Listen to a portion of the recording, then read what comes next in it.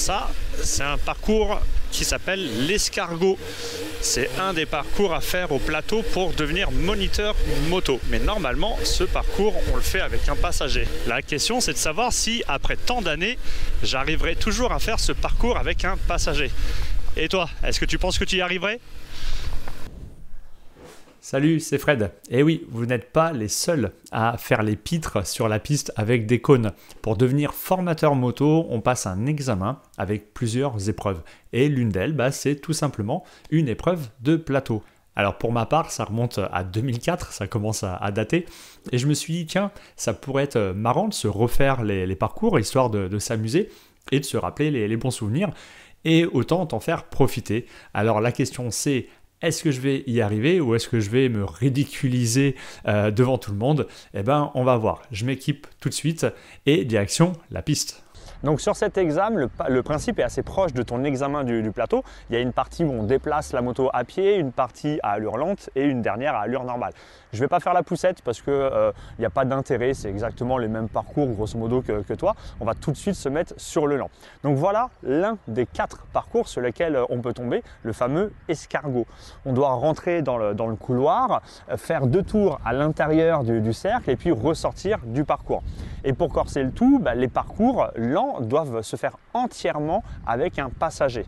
Oui, on parle quand même là d'examen pour les moniteurs, donc c'est un minimum de savoir les faire avec passager. Donc j'ai fait appel à mon SDS. Mais qu'est-ce que c'est qu'un SDS ? SDS, c'est pour sac de sable. C'est le nom qu'on donne au passager, tout simplement parce que il doit se comporter sur la moto comme un sac de sable, c'est-à-dire ne pas bouger. Donc maintenant sur le net, quand tu liras qui veut bien me prendre en SDS, c'est tout simplement un passager qui recherche une place sur une moto pour une balade. Bon allez, le passager justement il monte et je vais tester le parcours. Est-ce que je vais y arriver du premier coup? Ça c'est la question.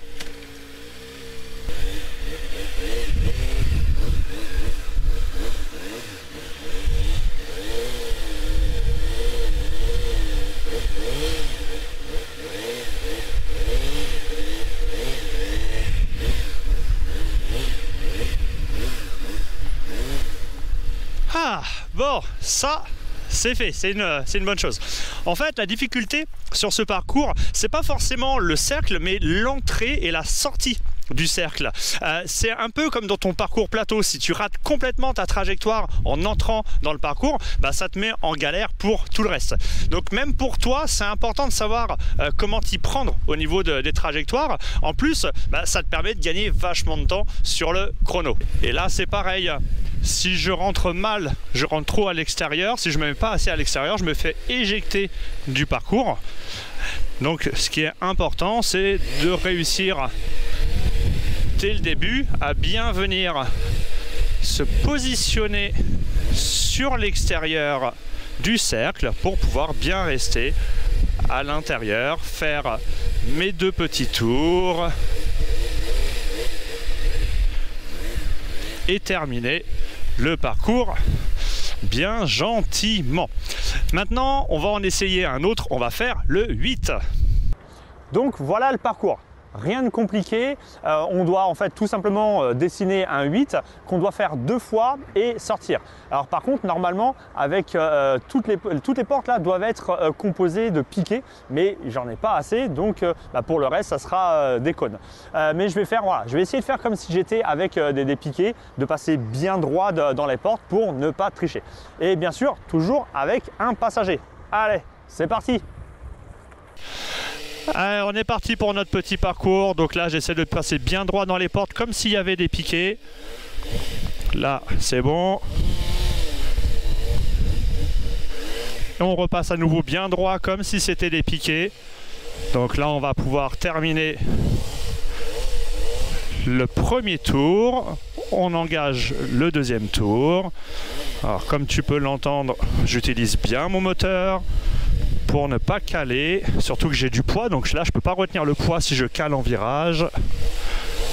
Là je termine mon dernier virage et le parcours est fini. Mon passager descend et c'est fini.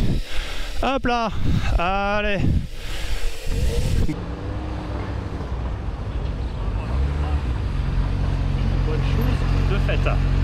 fasse aussi. Finalement, que tu sois que ce soit ton parcours du plateau ou cela, il faut appliquer les mêmes principes. Savoir placer ton regard, savoir gérer ton allure avec ton accélérateur et ton embrayage, savoir comment prendre tes trajectoires et comment te positionner sur ta moto.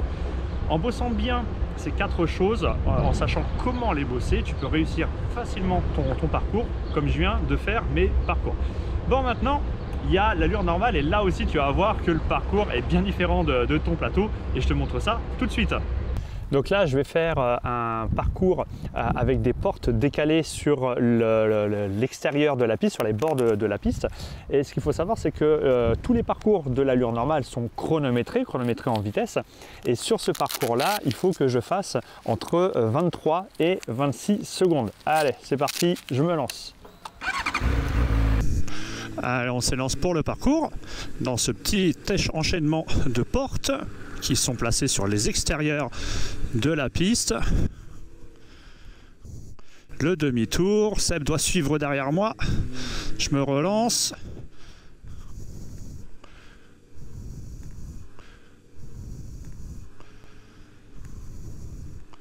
Et on va venir terminer en s'arrêtant dans la zone.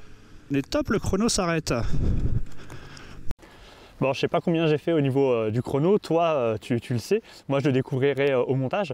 Donc sur cet exercice, ce qui est délicat, c'est qu'il faut vraiment aller vite dans le slalom, donc il faut bien prendre large au niveau des trajectoires, bien aller chercher vers l'extérieur, et puis arriver fort sur le demi-tour, freiner fort, relancer fort aussi.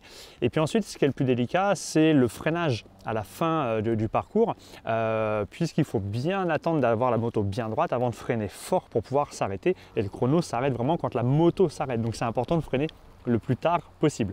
Bon, maintenant ce que je te propose, c'est qu'on fasse la même chose mais avec une moto en mode poursuite derrière moi.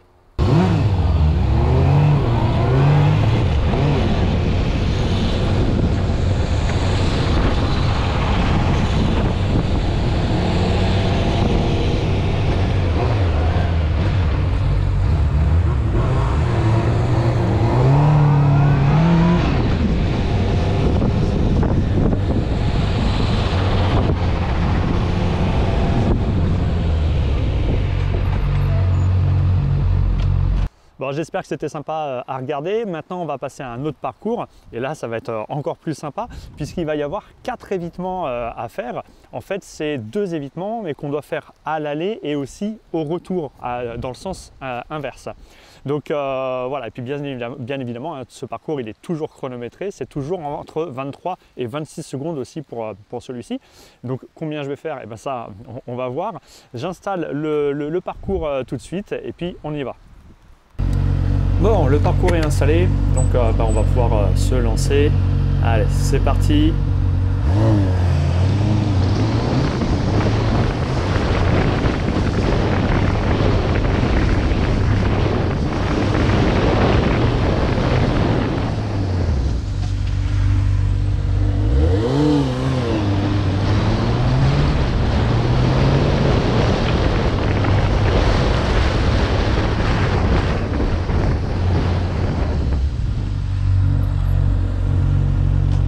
Bon, j'espère que j'étais dans les temps, sinon je vais me faire pourrir dans les commentaires. Et si maintenant on pimentait un peu tout ça, ce que je te propose, c'est qu'on le fasse en Amazone, c'est-à-dire avec les 2 pieds du même côté. Allez, c'est parti!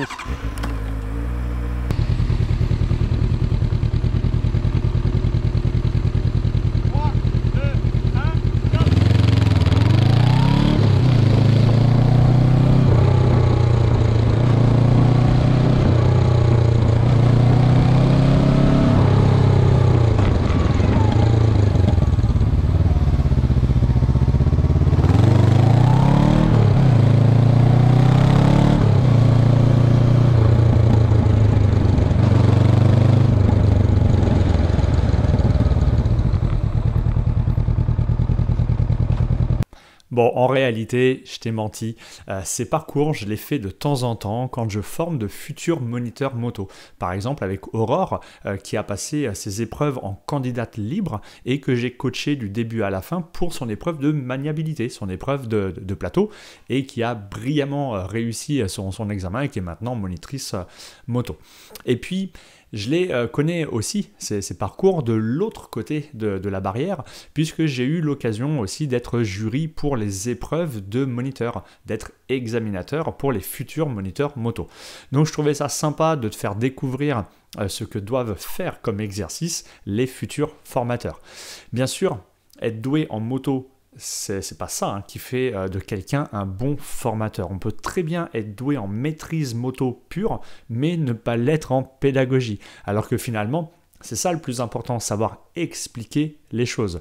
Je connais des formateurs, pas forcément très bons techniquement, qui font pas beaucoup de démonstrations à leurs élèves, mais qui savent super bien guider, donner des conseils ultra pertinents à leurs élèves, et c'est ça le plus important.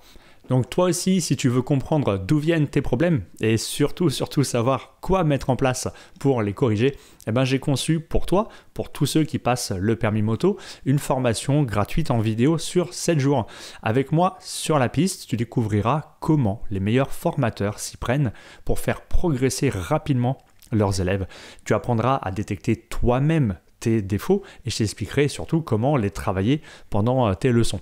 L'objectif final, c'est que tu puisses décider toi-même comment progresser et reprendre ton permis moto en main. Pour nous rejoindre dans la formation, il te suffit de cliquer simplement sur le lien dans la description, d'entrer ton email et je t'enverrai tout de suite la première de ces 7 vidéos. Voilà, c'était Fred et je te dis à bientôt.